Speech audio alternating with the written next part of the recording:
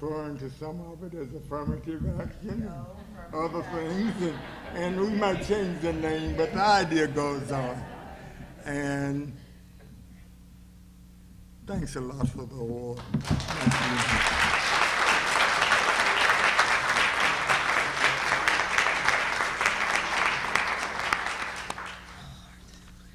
Okay. Jackie, I need you. You know, thank you so much, Dr. Holt, for those comments. You just, what a big legacy there. Thank you so much.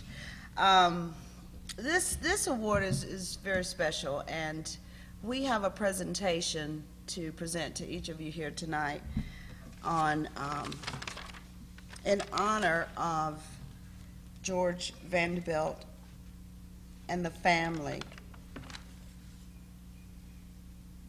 And we want you to take time and just read the PowerPoint and just understand what happened years ago. Understand some of the history that is so profound in Buncombe County. Do we need to do the lighting, or is the lighting okay? And just follow along with me as I read.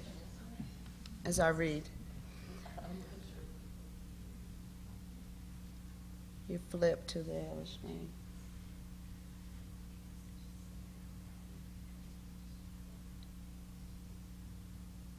Yes.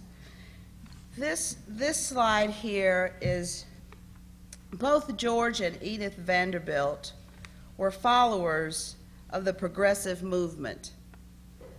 Political movement following in the wake of craftsman style, a rejection of mechanicized progress in favor of hand work and self-empowerment.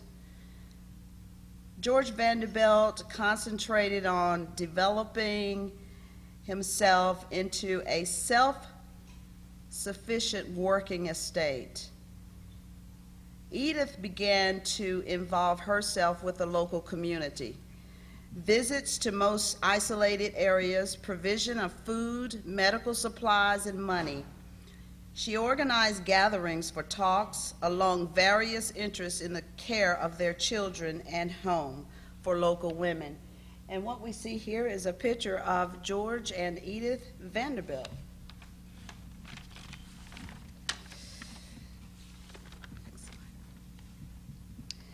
This is an original landscape. It's bleak, it's eroded, and it's over-farmed. George Vanderbilt purchased 125,000 acres. He brought innovative farming and agricultural practices to this area. In 1897, this article was written by the Asheville News and Hotel Reporter, and I'm going to read this to you as follows in reference to the photo that you're viewing now. It said, "Everyone is familiar with the famous Biltmore Mansion, but to only a few is known the wonderful development of this farm, which only a few years ago was comparatively a wilderness. It is Vanderbilt, the farmer, not Vanderbilt of the chateau, who has proven to be the great benefactor of Western North Carolina. He has shown the productivity capacities of the soil by the scientific drainage, the improved machinery, the importation of fine stock, the judicious and lavish use of fertilizers, and the most up-to-date and scientific methods of farming that have characterized the management of the farm from the beginning." So this is the epitome of what we see in this picture here.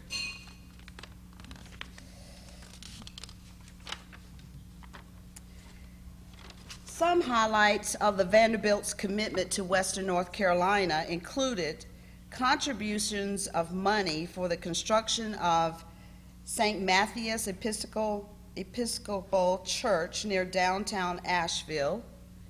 This church stands at the top of a steep hill in an area of central Asheville known locally as East End, one of the oldest neighborhoods developed by African Americans in this city.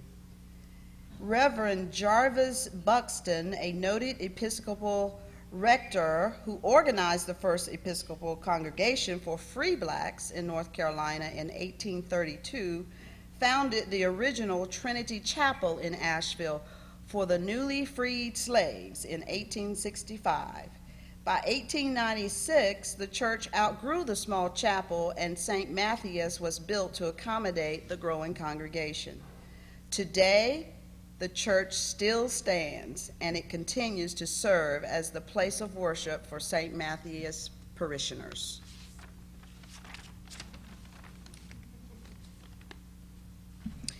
In 1892, before Biltmore House itself was finished, George Vanderbilt allocated $32,000 for the construction of the Young Men's Institute in downtown Asheville, which is known as the YMI. The facility was to be a community center for African American men of Asheville, as well as the Asheville American construction workers employed at the Biltmore. Amenities in this facility included a night school for adults, a day school and kindergarten, a Sunday school, and a library, all in this one facility. That's interesting. The YMI, which served as an educational, religious, and community center for the community, remains a vital part of Asheville today. In 1901, Miss Edith Vanderbilt established the Biltmore School for Domestic Science, domestic skills for young African American women. Following a practical 4-year internship with Mrs. Vanderbilt at the Biltmore Estate, these young women received a certificate from Miss Edith Vanderbilt School. And upon completion, they trained and received certification. They were guaranteed jobs and better wages for their graduation. Thanks to, I guess this is the estate today, as it looks today. Thanks to the original community-minded spirit of George and Edith Vanderbilt, the Biltmore Estate remains committed to leadership, education, and responsible stewardship in the region. The estate has become the largest hospitality employer in Western North Carolina and one of the largest employers in general. In peak visitation seasons, the staff is comprised of approximately 1,500 people. In addition to providing local jobs, the annual business of Biltmore generates approximately $351 million for the local economy here in Asheville.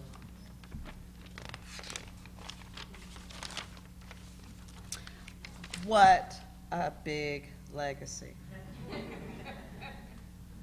We're privileged to have the great-grandson of George and Edith Vanderbilt here with us tonight to receive the award on behalf of the Biltmore family. Let's give Mr. Cecil an applause, please.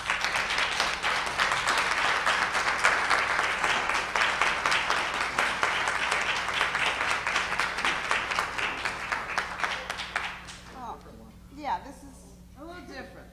There are generations and generations and generations of support. This piece was shipped out of Zimbabwe, presented by Elmwood Human Resources Corporation to Bill Cecil Jr. in honor of the work your family has contributed to Buckingham County and the state of North Carolina. Thank you.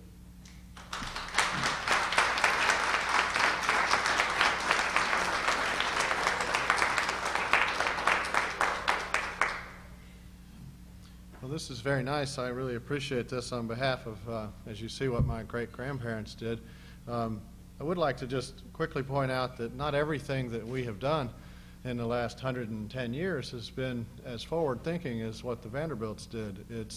We started off in a really interesting time, and they had fully integrated work crews, and then 2 world wars and a Great Depression came along, and unfortunately, I'm afraid that the work that they started as what people in this part of the country would call carpetbaggers. I believe that's folks from the north that came down after the war and bought up a bunch of cheap property from people who lost the war. But they started this thing down here, and they really set this forward and set a new world for us. They came down and they actually paid cash for labor. We were talking about it earlier. The man's wage was 10 cents an hour for a 10-hour day, 14 days in a row. You got $1 a day, $14 in 14 days. Ladies' wage at that time, in 1907 anyway, was 65 cents a day for the same 10-hour day, and kids' wages was 35 cents. The big difference was that's what they considered to be city wages in 1907, and in the rural areas of the South in particular, we didn't have wages. You had housing and food and farming, but no real money. They had a real barter system set up. And so the folks who were fortunate enough to work on the estate in this area ended up actually having wages as well as housing and farm life. Unfortunately for us, though, the two world wars and the Great Depression in the 40s and 50s, our record wasn't quite as proactive and forward thinking, and we slipped way back into more of a traditional look of the South. And in the mid-1960s, and really, if I were to be completely honest, up through the probably early 1970s, our record wasn't quite as stellar by any means, and we saw the reemergence right after the war in particular of segregated work crews, and it really took a lot of cultural changing in the late 1960s to early 1970s to turn that back around. And today we work very hard to make sure that everybody has a safe and comfortable place, or a comfortable and effective and very appropriate place to work. It's been really kind of an interesting struggle. I've been involved here since college, really only since 1982, but as a family member of a fourth-generation CEO of this business, been involved now for almost 47 years in the business in one form or another, living on the property and working here. And I've seen it come through good times and bad times, and it's a really pleasure to have you all recognize some of the work that was done with George Vanderbilt. It's great to have this honor, and I really appreciate you taking time from your schedule to recognize this. But I assure you, we've got a lot of work to do, and it's not anywhere over, and we need to always be vigilant to make sure that everybody in our community — I've heard several people talk about the changing community. I forget, there's the Buncombe County school system was talking now just here in Buncombe County about how many different languages they are now teaching as English as a second language to these people, and it's not just one or two, it's like 18 or 19, and it's a huge number. And our work is really just begun, and we really need to keep focused on moving this process forward for everybody's benefit. We've come a long way, I think, but you know, if we're not careful, we might slip back again. And we came a long way right off when the Vanderbilts came here, and we sure slipped back. And then we've come back a long way, especially, gosh, in the last 20 years, 25 years. But it's not, I remember the 60s and early 70s, and that's not that long ago. So we need to all stay real vigilant and work together, and hopefully we can communicate with each other. And by doing that, if we really take time to listen, what is it Stephen Covey says, seek first to understand before seeking to be understood? Well, if we really do that, there's a lot of different ways to say that, but it'll make this place a whole lot better than it even is today. Thank you very much for coming, and I appreciate this very much.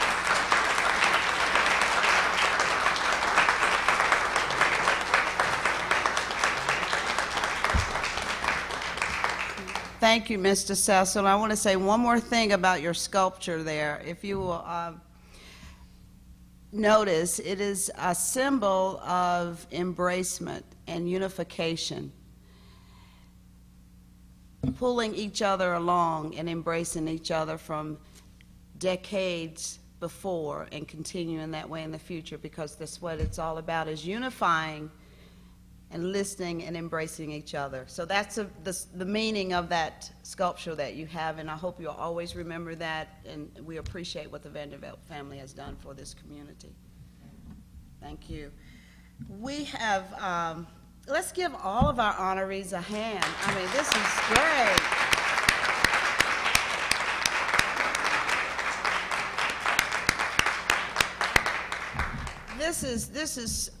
This is the epitome of diversity. As I look around this room and I see, you know, visually the different colors, the male, the female, it reeks diversity visually.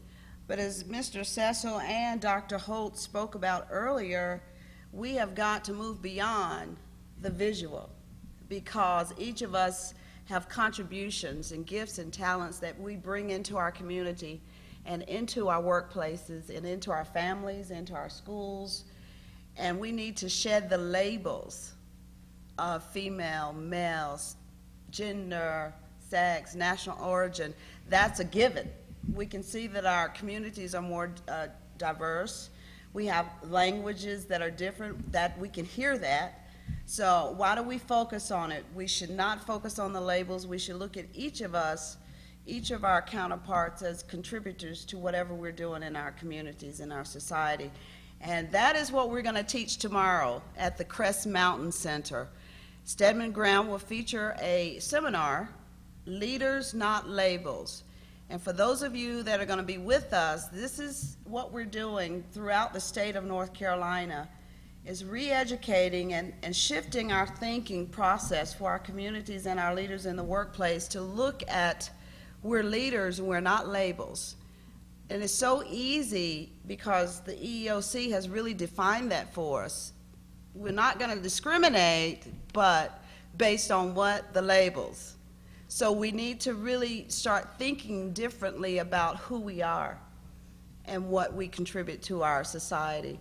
And for those of you that are going to be there tomorrow, you're in for some great information, great education, and we look forward to bringing this information to Asheville. Our next trip is Charlotte, and so we welcome each of you to be with us tomorrow. And thanks so much for being here tonight, and continue to mix and mingle and enjoy the rest of the reception. Thank you.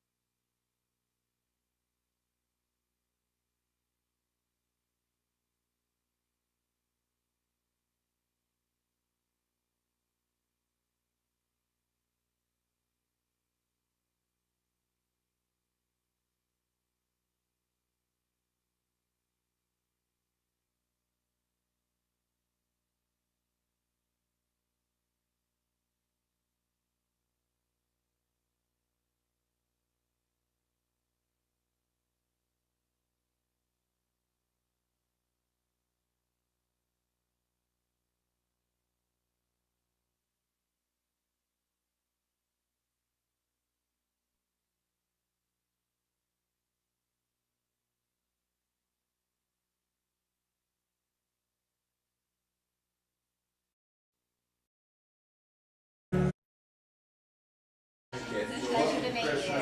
Thank you. Yes.